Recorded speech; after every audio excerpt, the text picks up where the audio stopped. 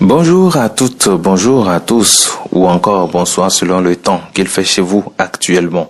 Le chapitre 12 du livre « Si votre foi dit oui, Dieu ne dira pas non », c'est de ça qu'il sera question dans cette lecture. « Votre miracle ne tardera pas », c'est le titre du chapitre 12 de ce livre que nous avons commencé par lire il y a peu de temps. Si votre foi dit oui, Dieu ne dira pas non. C'est un livre écrit par l'homme de Dieu, Benson Idahosa. Et nous commençons donc le chapitre 12 intitulé « Votre miracle ne tardera pas ». Plusieurs fois dans nos vies, nous attendons que Dieu opère à notre rythme. Comme je l'ai déjà dit, votre miracle n'arrivera peut-être pas à votre rythme, mais il n'arrivera pas en retard si vous attendez Dieu. Le monde change et il y a des domaines de la vie où nous voulons nous rattraper. Mais dans ce monde qui change, il y a un Dieu qui n'est pas incapable de prendre soin de nous et du monde. Quand il y a des problèmes et des souffrances sur terre, Dieu est toujours Dieu. Il n'a pas de problème. Il ne souffre pas. 90% des problèmes dans ce monde sont infligés par nous-mêmes.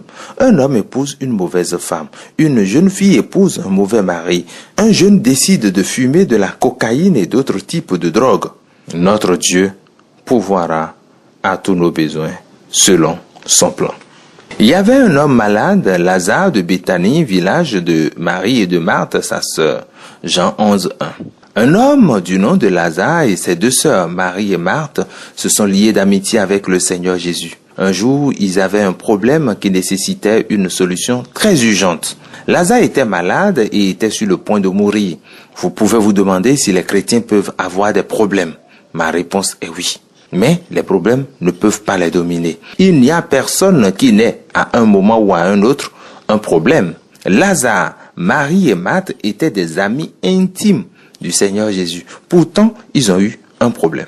Le Seigneur avait une fois chassé des démons de Marie et Marie, à son tour, s'était fait un nom biblique en lavant publiquement les pieds du Seigneur Jésus avec ses larmes, en les essuyant avec ses cheveux et en les oignant d'un parfum qui lui avait coûté une fortune. Ils n'étaient pas étrangers au Seigneur Jésus, mais le problème était venu frapper à leur porte.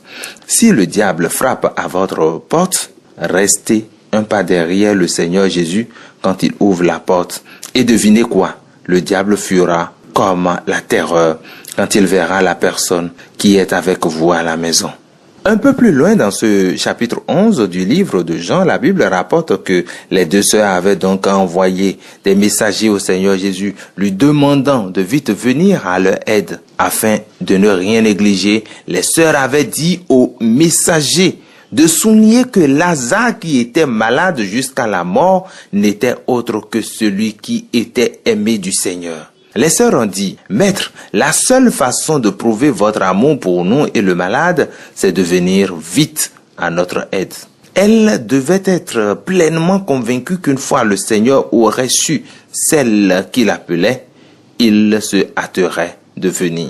Elle aimait le Seigneur et s'était occupée de lui. Chaque fois qu'il leur rendait visite, elle s'empressait de s'assurer de le mettre à l'aise. Cela était le cas lorsqu'un jour Marthe se démenait et s'occupait à préparer un repas délicieux. Marie s'assit pour écouter le Seigneur. En fait, il a toujours été un ami de la famille.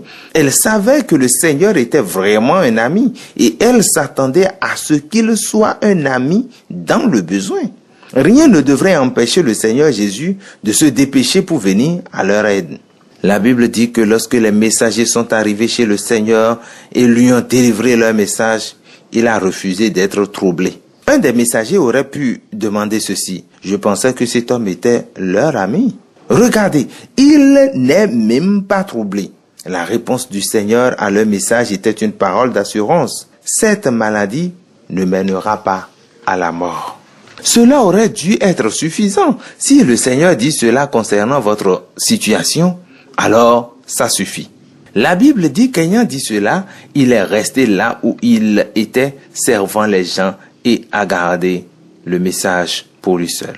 Beaucoup d'autres personnes auraient été hystériques concernant cette situation et auraient causé une confusion. Mais ce n'était pas le cas du Seigneur parce qu'il savait quoi faire. Sa réponse était basée sur sa compréhension parfaite de la situation et sur sa décision concernant ce qu'il ferait. Le Seigneur sait ce qu'il doit faire concernant votre situation. Et c'est la raison pour laquelle il n'a pas remué tout le ciel pour agrémenter le danger. Il ne vous aime pas moins qu'il ne l'a toujours fait. Son amour pour nous ne diminue pas lorsque nous sommes en difficulté. Quel vrai père aimera moins ses enfants quand ils seront confrontés au danger? D'autres peuvent le faire, mais lui ne le peut pas. Il est l'amour. Quel que soit le problème dans lequel vous vous trouvez maintenant, cela ne vous apportera pas la mort. Quand c'est dur pour vous, c'est facile pour Dieu.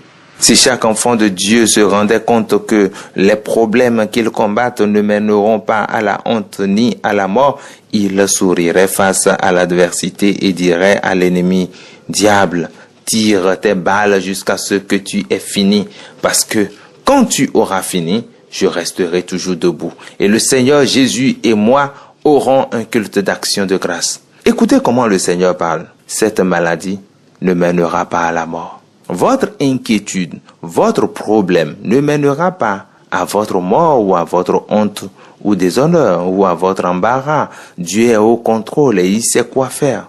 Dites Amen, c'est fait. Ne vous inquiétez pas car certaines personnes se demandent si vous êtes toujours chrétien à cause des difficultés que vous traversez. Vous pouvez être actuellement dans une vallée sur le plan social ou spirituel, mais vous pouvez profiter de votre situation dans la vallée pour rendre gloire à Dieu. Transformez votre gémissement en gloire et vos excuses en action. Je n'ai jamais mal interprété ce que Dieu a fait dans ma vie. Rien n'a jamais arrêté mes programmes parce que je me dis que les pas du juste sont ordonnés par Dieu.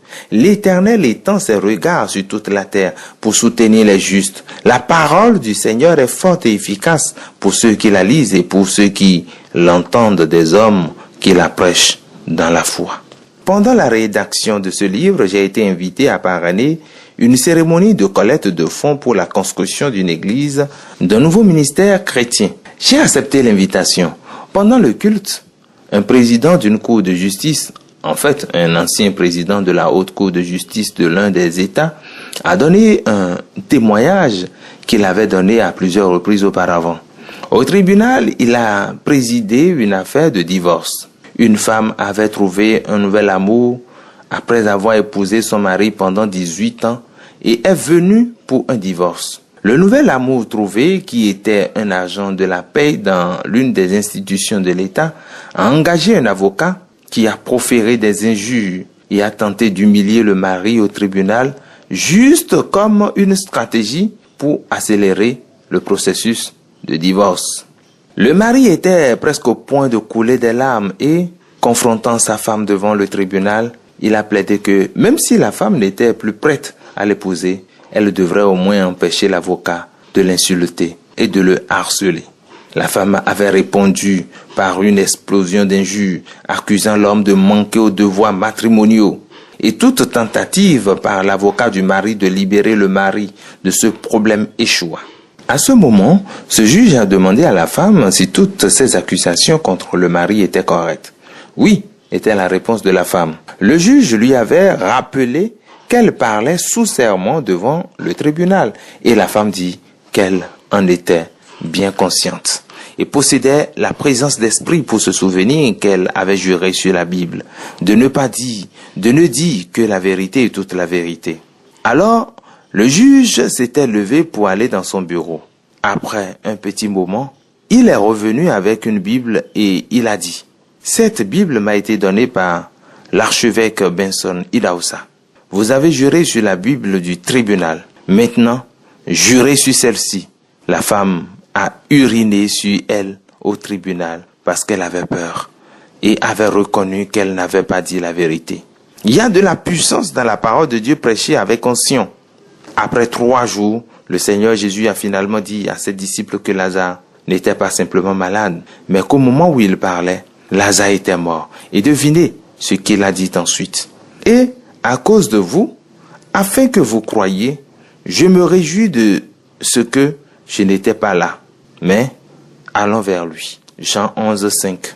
Le langage de la foi est différent de celui utilisé pour la communication sociale. Seul le Seigneur Jésus aurait pu dire ce qu'il a dit et échapper à la critique. Rappelez-vous que 3 jours auparavant, le Seigneur avait été informé de la maladie de Lazare.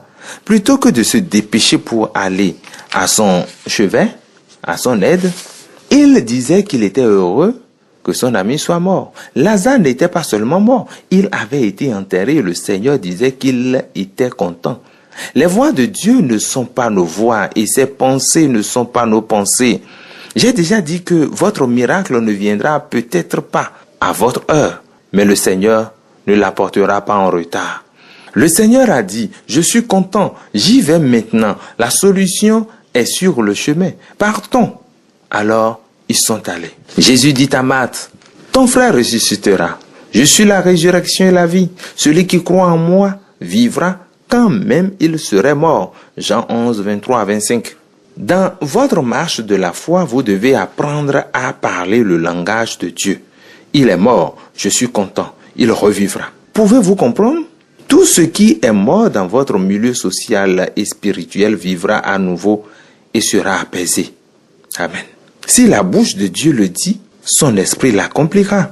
Votre entreprise va prospérer à nouveau. Vos affaires revivront. La lumière vient illuminer vos zones d'obscurité.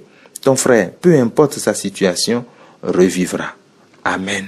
Dieu réparera tout ce que l'ennemi a cherché à détruire dans votre vie.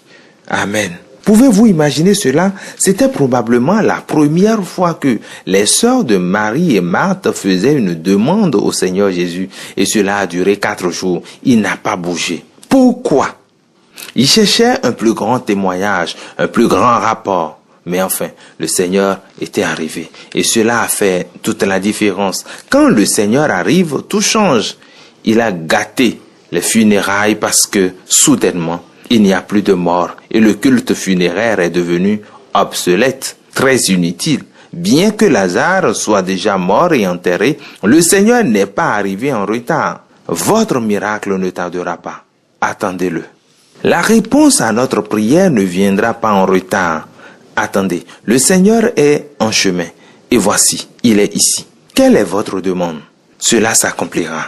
Le changement que vous voulez ne viendra pas en retard. Alléluia. Le Seigneur est venu. Le Seigneur a alors demandé à la sœur où Lazare avait été enterré.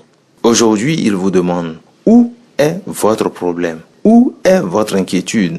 Quelle est votre peur? Quelle est votre difficulté? Que voulez-vous que je fasse pour vous? Seul le Seigneur Jésus-Christ peut demander où les morts sont enterrés après 4 jours. Les pasteurs d'aujourd'hui auraient présenté une couronne et fait une belle oraison, mais le Seigneur a parlé.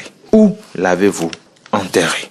Jésus dit, ôtez la pierre. Marthe, la sœur du mort, lui dit, Seigneur, il sent déjà, car il y a 4 jours qu'il est là. Jean 11, 39. Jouez un rôle pour votre miracle. Soyez un canal par lequel la solution arrive. Laissez le Seigneur Dieu vous utiliser pour vous aider. Marthe et vous autres, vous avez posé la pierre sur le tombeau. ôtez-la maintenant. Vous l'avez posée là, roulez-la maintenant. Si vous changez votre position, Dieu changera votre situation. Si seulement vous aviez la foi et croyiez, vous verriez la gloire de Dieu. Finalement, une parole d'autorité du Seigneur de la vie ramènera Lazare à la vie. Jésus l'a dit, déliez-le et laissez-le aller. Aujourd'hui est votre jour pour être délié. Aujourd'hui, je déclare, si vous tournez votre attention vers l'Éternel, Dieu Tout-Puissant, que tout vêtement funéraire de votre vie soit retiré de votre corps, dans le nom de Jésus. Amen. Et c'est ici que prend fin le chapitre 12 de ce livre. Si votre foi dit oui, Dieu ne dira pas non. Benson Idahosa. Merci de nous avoir écoutés.